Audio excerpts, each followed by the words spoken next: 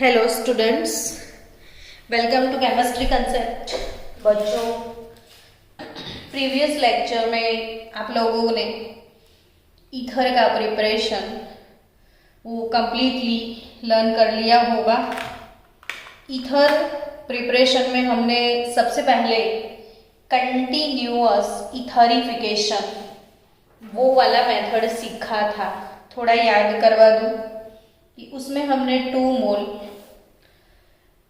Ethanol लिया था, CH3 CH2OH, 2 moles of alcohol in presence of concentrated H2SO4, temperature 413 kelvin, और आपको product मिला था CH3 CH2O CH2 CH3 यानी ethyl ether di ethyl ether. तो इसकी मैकेनिज्म में 2 मोल अल्कोहल कंज्यूम होते हैं with 1 mole of acid and you will get 1 mole of ether. So बच्चा, ये ईथर में आपने एक चीज नोटिस की होगी कि इथाइल दोनों साइड सेम है। सो सिमेट्रिकल ईथर इसका सिंथेसिस ये वाली प्रोसेस से हो सकता है। यानी what is the limitation of this method? तो यही इसकी लिमिटेशन है कि only symmetrical ether can synthesize with this method. But अगर कहीं आपको एसिमेट्रिकल ईथर चाहिए तो आप करोगे क्या? तो उसके लिए दूसरा मेथड है, second method, bye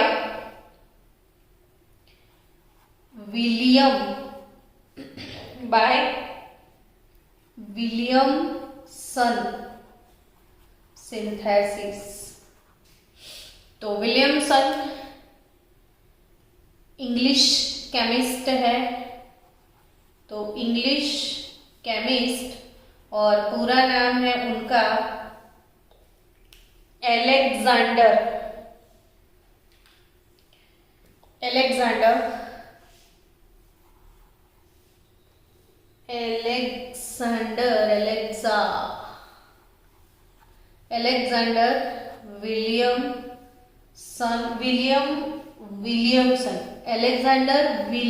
Williamson 2 time William इसमें आता है। तो अलेक्जेंडर विलियमसन इनका पूरा नाम है। एंड ये Alexander Williamson discovered this reaction. So इसी रिएक्शन का नाम है विलियमसन सिंथेसिस। विलियमसन सिंथेसिस से अनसिमेट्रिकल ईथर भी प्रिपेयर किया जाता है। बच्चों, ये वाला जो मेथड है ना कहीं आगे हम लोग ने सीखा था, पर आपको तब ये नहीं पता था कि ये विलियमसन है। उसको मैं डिटेल में करवाने से पहले आपको याद करवा दूं कि विलियमसन में मैंने एक रिएक्शन सिखाया था।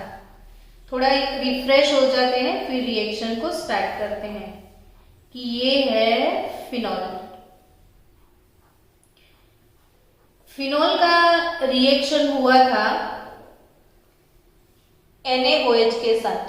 फिनॉल का रिएक्शन NaOH के साथ हुआ था। क्योंकि फिनॉल को हम बोलते हैं कार्बोलिक एसिड, क्योंकि फिनॉल है एसिड, आपने यूज किया स्ट्रॉन्ग बेस, तो ऑब्वियसली एसिड का H+, बेस का OH- और वाटर रिमूव होगा और सॉल्ट बनेगा सोडियम फिनॉक्साइड। कौन सा सॉल्ट बनेगा? Sodium phenoxide. तो ये जो सोडियम फिनॉक्साइड वाला सॉल्ट है, ये वाले सॉल्ट का सोडियम फिनॉक्साइड वाले सॉल्ट का रिएक्शन हमने 2 रिएक्शन करवाए थे आपको कि सोडियम फिनॉक्साइड के साथ अगर मिथाइल आयोडाइड इधर आप आयोडीन, क्लोरीन, ब्रोमीन कुछ भी हेलोजन ले सकते हैं, बट आयोडीन इसलिए लिया कि आयोडीन साइज में बड़ा होता है ना, तो CI बॉन्ड लेंथ जनरली बड़ी होती है, तो ये बॉन्ड जल्दी से ब्रेक हो जाता है। CCl और CBr की कंपेयर में CI बॉन्ड, आपको पता है कि फ्लोरीन, क्लोरीन, ब्रोमीन और आयोडीन, तो सबसे बड़ा आयोडीन, तो जितना बॉन्ड लंबा होता है इतना इजीली ब्रेक हो जाता है। तो इसलिए मैंने आयोडाइड यूज किया, because reactivity of iodine is greater than that of bromine and bromine is greater than that of chlorine. चलो, तो कहीं मैंने ये वाले सॉल्ट के साथ यूज किया मिथाइल आयोडाइड और इथाइल आयोडाइड, तो ऑब्वियसली रिमूव हो जाएगा सोडियम आयोडाइड दोनों साइड से, तो आपको प्रोडक्ट मिलेगी कि रिंग प्लस OCH3। चलो, मन में इमोशन जगा लो, नाम क्या लिखेंगे इसका? बच्चों आप है ना, एक काम हमेशा किया करो, आपके पास एक नोटबुक रखा करो और उसी नोटबुक के अंदर मेरे साथ साथ आप भी लिखने का काम करो। टेक्स्ट बुक ओपन रखो, नोटबुक ओपन रखो, मेरे साथ साथ लिखा करो ताकि आपको नींद ना आ जाए। आप सिर्फ बैठे बैठे सुनोगे ना तो सब बच्चे सो जाओगे 10-15 मिनट में। ये ह्यूमन साइकोलॉजी है कि कोई भी सो जाए, मैं भी सो जाऊं, और मैं भी रूटीन में ऐसे ही पढ़ाती रहती हूँ तो मुझे भी नींद आ जाती है, तो आपको तो आएगी ना आएगी। तो इसीलिए आप हमेशा लिखा करो, और जैसे लिखते जाओगे ना तो आप अलर्ट हो जाओगे ना, तो नींद नहीं आएगी और आपको अच्छे से समझ में आएगी चीजें। चलो, मिथाइल आयोडाइड, तो ये क्या है? मिथाइल तो मैंने बोला, मिथाइल के साथ अगर ऑक्सीजन है तो इसको बोलेंगे मिथॉक्सी, मिथॉक्सी, और बॉटम में है बेंजीन, तो ये है मिथॉक्सी बेंजीन, और मिथॉक्सी बेंजीन को हम बोलते हैं एनीसॉल। अब एनीसॉल वाला ईथर देखो कि जो ये एनीसॉल है ना, इसमें ये वाला पार्ट एरोमेटिक है, सो ये एराइल पार्ट, ऊपर वाला पार्ट मिथाइल जो कि अल्काइल पार्ट है, तो ये एराइल अल्काइल ईथर हुआ ना। यानी ये जो ईथर है देखो ऐसे, तो एक साइड एराइल पार्ट है, एक साइड अल्काइल पार्ट है, यानी ये मिक्स्ड ईथर हो गया। ऐसे ईथर को सिंपल ईथर नहीं बोलते हैं, हम मिक्स ईथर बोलते हैं।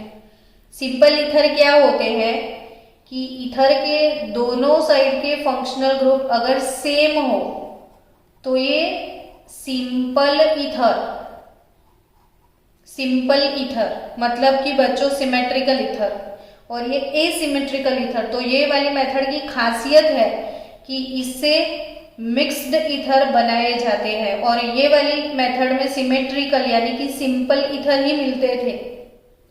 ये विलियमसन सिंथेसिस मेथड है। मैंने जस्ट आपको ये रिएक्शन फिनॉल के रिएक्शंस में सिखाया था, थोड़ा मैं रिवीजन करूं ताकि आपको विलियमसन समझ में आए। अब अगर इसका रिएक्शन कहीं हो गया CH3CH2IC, तो रिंग के ऊपर O CH2CH3 यानी कि इथॉक्सी बेंजीन। चलो थोड़ा टाइम पास करें उनके IUPAC नेम के साथ। तो अगर IUPAC नेम लिखना है तो methoxy benzene, but common name में अब क्या लिखोगे? तो ये फिनाइल मिथाइल ईथर यानी methyl phenyl ether, methyl phenyl ether, methyl phenyl ether, ये हो जाएगा ethyl phenyl ether, ethyl phenyl ether. समझे आप? सो ये इथॉक्सी बेंजीन, और ethoxy benzene is nothing but phenetole. Ethoxy benzene is nothing but phenetole, और methoxy benzene is nothing but anisole. तो anisole, फेनिटॉल। चलो नेक्स्ट, एनीसॉल फेनिटॉल की बात करें आगे। तो ये था विलियमसन सिंथेसिस।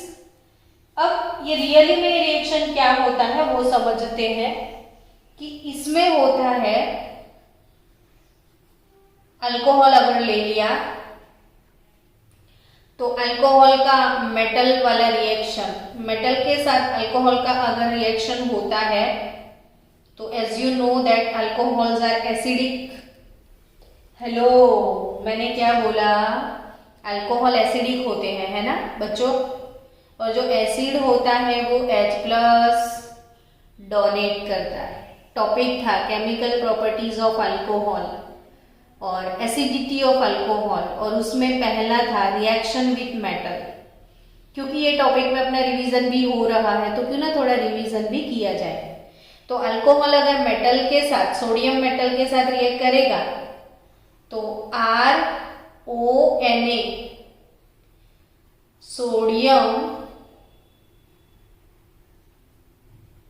अल्कोक्साइड बनाएगा कि नहीं? क्या बनाएगा? Sodium alkoxide. और जो सोडियम अल्कोक्साइड है, सोडियम अल्कोक्साइड, इसके साथ ये hydrogen gas half mole release हो जाएगा। बट ये जो सोडियम अल्कोक्साइड होता है, सोडियम अल्कोक्साइड, ध्यान से सुनो, सोडियम अल्कोक्साइड, अब वो सोडियम अल्कोक्साइड का रिएक्शन होगा हेलो अल्केन के साथ। किसके साथ? हेलो अल्केन के साथ। अब स्टूडेंट्स, हेलो अल्केन चैप्टर को याद करो फिर से। आप लोगों ने तो सारे टेस्ट भी दे दिए हैं बच्चों। मैंने बोला था ना कि सारे क्लास को मैं डिवाइड करूंगी 4 टीम में, और चारों टीम जो है वो अलग अलग टीचर के पास जाएंगे, तो वो सबको अब अपना होमवर्क दिखाना है। यानी अब तक जितने चैप्टर हो गए हैं सभी चैप्टर की थियरी पोर्शन, वीडियोस का कंटेंट और उसके साथ साथ एक्सरसाइज हर एक चैप्टर का और हर एक चैप्टर का टेस्ट का पेपर, अब तक जो आपने टेस्ट दिए हैं वो सारे पेपर, सारा होमवर्क लेके आपको स्कूल पे आना पड़ेगा जब हम बुलाएंगे। तो इन अ वेरी शॉर्ट, मतलब 1-2 दिन में अब आपका विजिट, सबको आना पड़ेगा डिवाइन पे, सारे वो थियरी वगैरह सबमिट कराने के लिए, सारे बुक्स वगैरह सबमिट कराने के लिए। तो बी रेडी फॉर दैट। और जितने टेस्ट हुए हैं उसके पेपर भी आप लेके आओगे केमिस्ट्री के। तो ये है हेलो अल्केन R'(X). अब हेलो अल्केन चैप्टर में आपने रिएक्शन पढ़े थे, याद है? Nucleophilic substitution. तो ऑब्वियसली ये जो हेलोजन है वो न्यूक्लियोफाइल होता है। अल्कोक्साइड, मैंने ये भी सिखाया था आपको कि अल्कोहल जब OH क्लीवेज होता है तो it act as a nucleophile. तो ये जो RO है वो X को रिप्लेस करेगा, RO माइनस किसको रिप्लेस करेगा बच्चों? X को, यानी ये न्यूक्लियोफिलिक अटैक हुआ। तो इसमें न्यूक्लियोफिलिक सब्स्टिट्यूशन होने वाला है। और haloalkane are famous for nucleophilic substitution, SN reactions, and there are 2 type of nucleophilic substitution, SN1 and SN2. 2 type of nucleophilic substitution, SN1 and SN2. SN1 is nothing but unimolecular, और SN2 it is bimolecular, यूनिमोलेक्यूलर और बाइमोलेक्यूलर। अब जो यूनिमोलेक्यूलर है तो इसमें आपने एक चीज सीखा था, वाल्डन इन्वर्जन, यानी इसमें आपने सीखा था SN2 में वाल्डन इन्वर्जन होता था, यानी जो मॉलिक्यूल है वो पूरा पूरा इन्वर्ट हो जाता था। और इसमें तो हमें रेजेमिक मिक्सचर मिलता था कि भाई इसका रिएजेंट अगर ऑप्टिकली एक्टिव होता था तो प्रोडक्ट भी ऑप्टिकली एक्टिव होता था। Reactant optically active, then product भी ऑप्टिकली एक्टिव। तो optically active reagent, optically active product, वरना रेजेमिक मिक्सचर। सो अब क्वेश्चन ये होगा कि ये जो हेलो अल्केन है ये हेलो अल्केन के साथ RO माइनस न्यूक्लियोफिलिक एडिशन होने वाला है, तो ये SN1 फॉलो करेगा या SN2 फॉलो करेगा। तो ये जो भी न्यूक्लियोफिलिक रिएक्शंस है ये अकॉर्डिंग टू होने वाले हैं SN2 से। तो विलियमसन सिंथेसिस कौन से मैकेनिज्म फॉलो करता है? SN2। Very very important method. ये मेथड बोर्ड वालों का हॉट फेवरेट है, क्योंकि ये सारी जो छोटी छोटी मैं आपको बता रही हूँ ना, वो चीजों से बहुत सारे MCQs आपको आने वाले हैं। तो ये जो सारे MCQs इधर से आएंगे, तो वही MCQs के जो आंसर आपको क्लियरली सॉल्व करने हैं। तो ये चीजों को समझो कि अल्कोहल एसिडिक है, H को रिप्लेस करो सोडियम से, सोडियम अल्कोक्साइड मिलेगा। सोडियम अल्कोक्साइड का रिएक्शन होता है हेलो अल्केन के साथ। अब हेलो अल्केन का X रिमूव होके RO माइनस यानी न्यूक्लियोफिलिक अटैक होगा। न्यूक्लियोफिलिक अटैक, कुछ जाता है कुछ आता है, so it is nucleophilic substitution. अब न्यूक्लियोफिलिक सब्स्टिट्यूशन की बात करें तो वो SN1 SN2 से होता है। तो इधर कौन सा मैकेनिज्म फॉलो होने वाला है? SN2। तो इसमें वाल्टन इन्वर्जन यानी पूरा इन्वर्ट प्रोडक्ट आपको मिलेगा। सो बच्चों, अब प्रोडक्ट में क्या मिलेगा? तो ऑब्वियसली हैलोजन की जो साइड है उस साइड से तो RO माइनस अटैक नहीं कर सकता, तो ये तो इस साइड से ही अटैक करेगा। तो आपका प्रोडक्ट होगा ROR डैश XR, ये XR डैश हो जाएगा। तो इसलिए इस साइड आपको R डैश मिलेगा। चलो अब दूसरा एग्जांपल लेते हैं ताकि और चीजें क्लियर हो जाए। CH3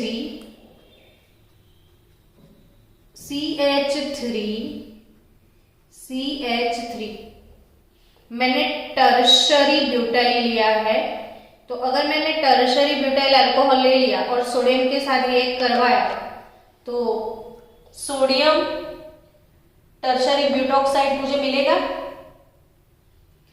अब आपने तो मन में जो बच्चे ज्यादा ग्रास्पिंग वाले हैं फट से अभी क्लिक हो गया होगा, मैडम गप्पे मत मारो। रिएक्शन आपने बताया SN2 है, SN2 तो 1 डिग्री के साथ फास्ट होता है ना बच्चों? SN2 किसके साथ फास्ट होता है? 1 डिग्री के साथ ना।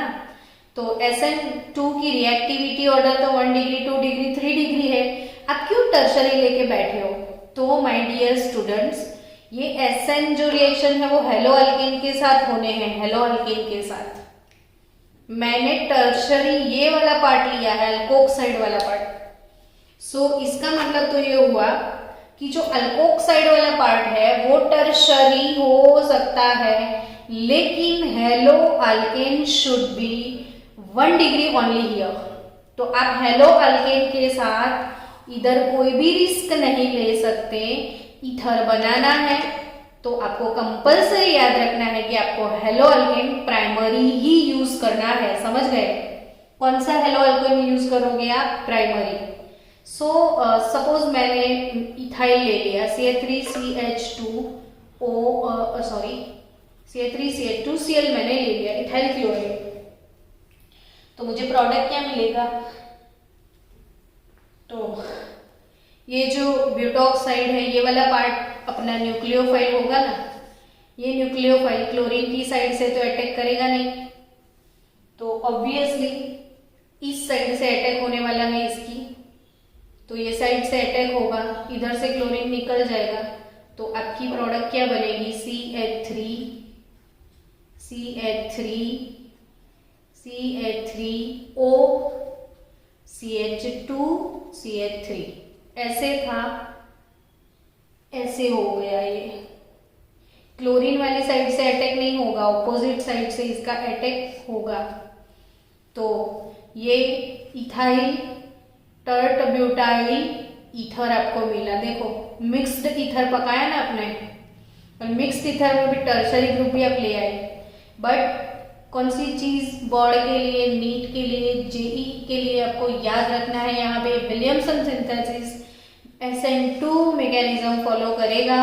सो जो भी हेलो अल्केन आप लेने वाले हो वो हमेशा इट मस्ट बी 1 डिग्री। अब आप जैसे शरारती बच्चे बोलेंगे ही बोलेंगे कि मैडम मैंने 2 डिग्री लिया तो क्या कर लोगे, चलो, है ना। तो मुझे पता है आप बोलोगे हम 2 डिग्री लेंगे, 3 डिग्री लेंगे, जाओ आपको जो करना है वो कर लो। तो ये चीज याद रखना कि only primary haloalkane, only primary haloalkane can synthesize ether easily. लेकिन शरारती बच्चे, इफ आपने सेकेंडरी लिया, टर्शरी लिया, इफ सेकेंडरी और tertiary haloalkane is used, तो क्या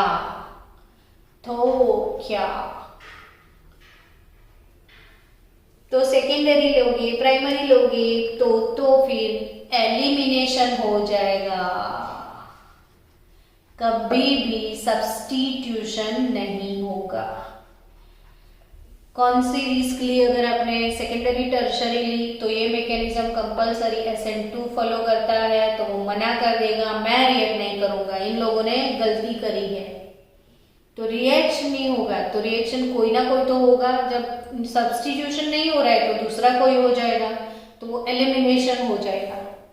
और एलिमिनेशन में तो आप जानते हो प्रोडक्ट क्या आता है, अल्कीन। एलिमिनेशन क्या होता है तो आपको पता है ना, CH3 CH2 Cl है, तो अल्फा से हेलो, बीटा से हाइड्रो, और डी हाइड्रो हेलोजिनेशन, तो अल्फा का हेलो गया, बीटा से हाइड्रो गया, तो डबल बॉन्ड आ गया कि नहीं।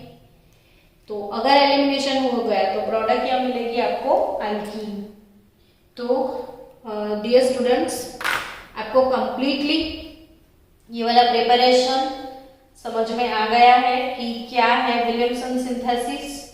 चलो लेट्स मूव अहेड, आगे क्या सीखने वाले हो आप। अब और कुछ तूफानी करेंगे, तो आगे का टॉपिक है प्रिपरेशन ओवर। तो ऑब्वियसली जब प्रिपरेशन ओवर हो जाता है तो या तो फिजिकल प्रॉपर्टीज आ जाते हैं या तो केमिकल प्रॉपर्टीज। तो चलो फिजिकल प्रॉपर्टी की बात कर लेते हैं, ईथर की। ईथर की कौन सी properties, physical property, physical properties of ether. तो छोटी सी है लेकिन याद तो रखनी है आपको फिजिकल प्रॉपर्टी। तो for equal molecular mass containing alcohol and ethers, किनके बीच में कंपटीशन है, अल्कोहल एंड ईथर, जिनके मोलर मास इक्वल है। यानी वैसे भी आपको पता है alcohol and ether are functional group isomers, एक दूसरे के क्या है, ये फंक्शनल ग्रुप आइसोमर। तो ऑब्वियसली मोलर मास इक्वल ही होगा। अब equal molecular mass, for example आपने ले लिया मिथॉक्सीमीथेन, है ना। तो चलो मिथॉक्सीमीथेन यानी CH3OCH3 यानी C2H6O, और ये जो C2H6O है मोलर मास है उसका 46 ग्राम पर मोल। अब मिथॉक्सीमीथेन का अल्कोहल वाला प्रोडक्ट क्या होगा, तो इट इज इथेनॉल, 2 कार्बन वाला CH3CH2OH इथेनॉल होगा ना।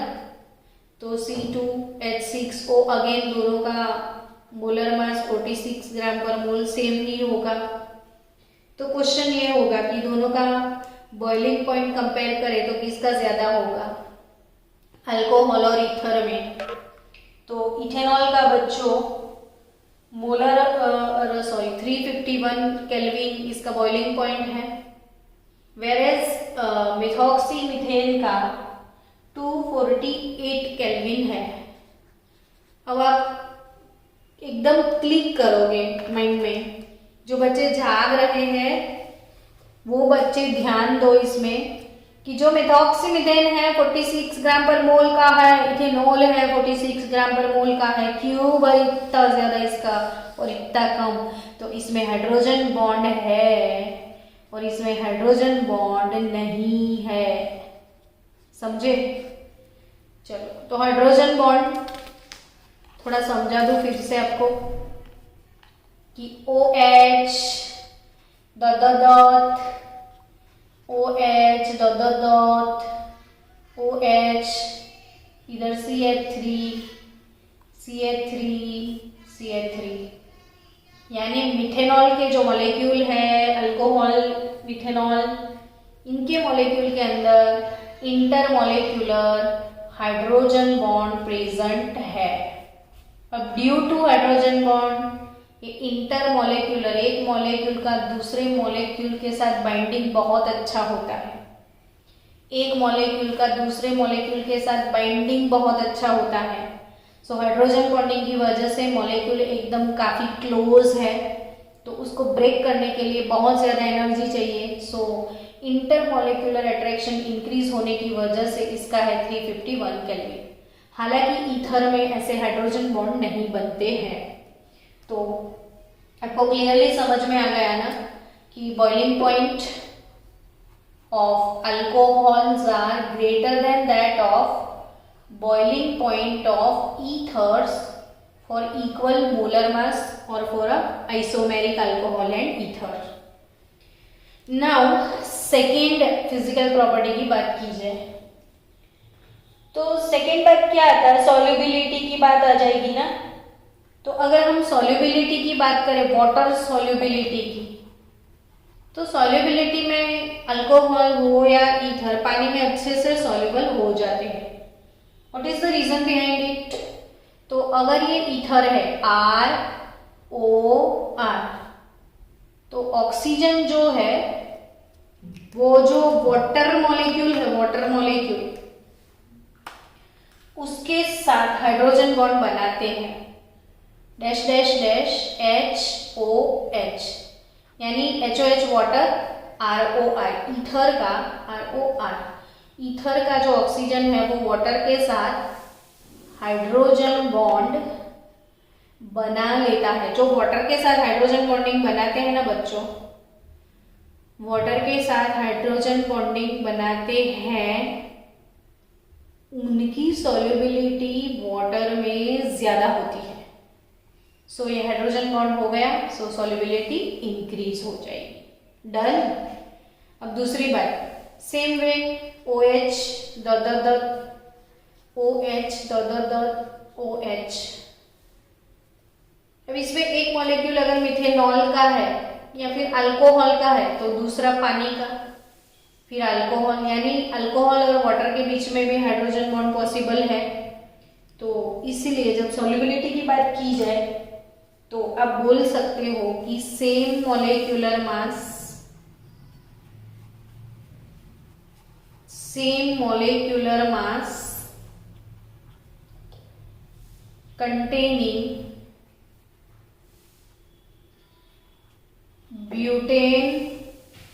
containing butane 1-ol and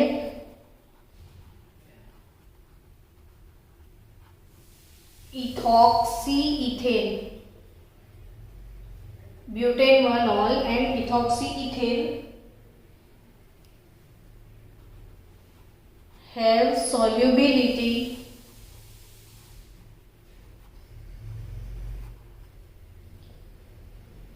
in 100 gram of water,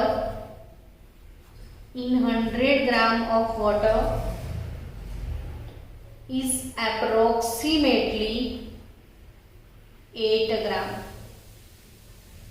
क्यों मैंने इतना लंबा लिख दिया? बोल देते मैडम अपन बच्चों, ये अपने गुजरात बोर्ड के क्वेश्चन में पूछा था। गुजरात बोर्ड वाले कहीं से भी क्वेश्चन पूछ सकते हो, आपका दर्द नहीं समझ पाएंगे। सो वो आपका दर्द बढ़ाने वाले हैं, समझने वालों में से नहीं है। तो ये दर्द जो है वो समझ लेना ही 100 ग्राम वाटर में दोनों की जो सॉल्युबिलिटी है वो अप्रोक्सीमेटली 8 ग्राम है, यानी कि same molecular mass containing butane 1ऑल एंड इथॉक्सी इथेन। ब्यूटेन 1ऑल यानी CH3 CH2 CH2 CH2OH, और इसका जो आइसोमर है CH3 CH2O CH2 CH3।